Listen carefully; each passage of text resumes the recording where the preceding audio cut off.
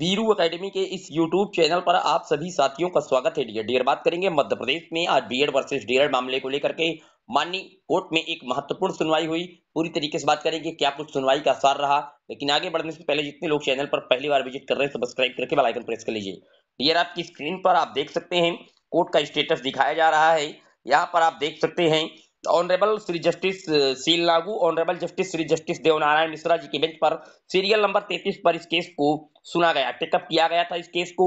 लेकिन आप जानते हैं कि यहाँ पर जो मेन पॉइंट था कि राज्य सरकार ने अभी तक जो अपना जवाब है इस भर्ती प्रक्रिया को लेकर के, एलिजिबिलिटी को लेकर के आज तक उन्होंने पेश नहीं किया है माननीय कोर्ट में। तो इस वजह से जो मेन रीजन था उसकी वजह से एक नई डेट मुकम्मल की गई है, पुनः एक और डेट दी गई। 5 दिसंबर आप स्क्रीन पर देख सकते हैं, कंप्यूटर जनरेटेड डेट 5/12/2023 मेंशन की गई है।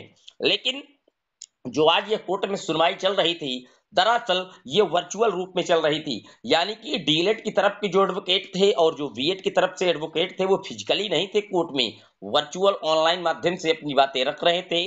और डीएलएड की तरफ से जो एडवोकेट थे श्री विज्ञान शाह जी ने, उन्होंने पूरे मामले को माननीय जो जस्टिस थे सिल्लागू जी उनको काफी अच्छे तरीके से समझाने का प्रयास भी किया। पूरा मैटर उन्होंने बताया कि चूंकि यहाँ पर बीएड के कैंडिडेट अलाउ हो गए थे और टीचर बन करके सेवाएं दे रहे हैं पिछले 6-7 महीने से 2 चरणों की शिक्षक भर्ती में, जबकि ये पूरी भर्ती माननीय सुप्रीम कोर्ट के आउटकम थी और सुप्रीम कोर्ट ने बीएड अभ्यर्थियों को प्राथमिक लेवल से पूरी तरीके से बाहर कर दिया था। उनका जजमेंट आ गया था।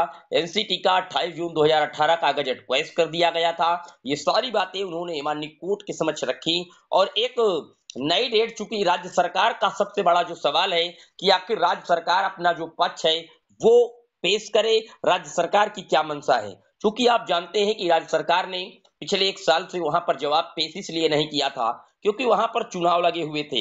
हालांकि अभी इस समय चुनाव कंप्लीट हो चुके हैं, अभी हाल ही में वहां पर चुनाव संपन्न हुए हैं। निश्चित तौर पर अब सरकार अपना जवाब रख देगी, क्योंकि सरकार अगर किसी के पक्ष में जवाब रखती है और एक कैंडिडेट के अगेंस्ट जाती है तो पूरा जितना उसका उम, उस ग्रुप के जितने कैंडिडेट हैं, मान लीजिए सरकार बीएड के पक्ष में आती है तो डीएलएड कैंडिडेट उनके अगेंस्ट चले जाते हैं। वोट बैंक की राजनीति कर रही थी गवर्नमेंट भी वहां पर, इसीलिए सरकार ने पिछले 1 साल से ज्यादा का टाइम ऑफ पीरियड हो गया मैक्सिमम, रिपोर्ट नहीं अपनी पेश की थी, अपना पक्ष नहीं रखा, स्टैंड क्लियर नहीं किया। इसकी वजह से आज एक बार फिर जो नई डेट है वो 5 दिसंबर 2023 की माननीय कोर्ट के द्वारा फिक्स कर दी गई। हालांकि जल्दबाजी में केस को इसी फ्राइडे सैटरडे शिफ्ट कराने की बात की जा रही थी, लेकिन अंततः जो अंतिम तारीख है जिस पर सहमति बन पाई माननीय कोर्ट के द्वारा वो 5 दिसंबर को बन पाई है। कंप्यूटर जनरेटेड डेट आपकी स्क्रीन पर दिखा रहा है।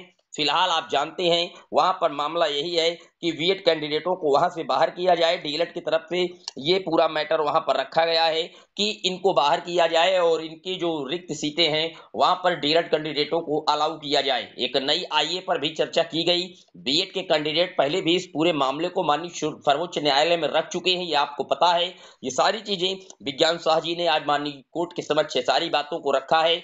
फिलहाल सरकार किस तरफ जाएगी, सरकार अपना जवाब पेश करेगी और उसके बाद ही इस पूरे भर्ती प्रक्रिया पर जो निर्णय है वो माननीय जबलपुर हाई कोर्ट के द्वारा लिया जाएगा। आपकी राय में कौन सा पक्ष किस तरीके से जीत सकता है कमेंट बॉक्स में जरूर मेंशन कीजिएगा। राज्य सरकार किसके फेवर में जाएगी आप भी अपनी जानकारी जरूर कमेंट बॉक्स में मेंशन कीजिएगा। जैसे इस पर ऑर्डर आएगा कोर्ट के द्वारा, ऑर्डर की कॉपी आएगी, हम आपसे इसका फिर उपस्थित होकर के एक एक पॉइंट टू द पॉइंट समझाने की कोशिश करेंगे। फिर मिलेंगे एक और वीडियो में, तब तक के लिए जय हिंद जय भारत।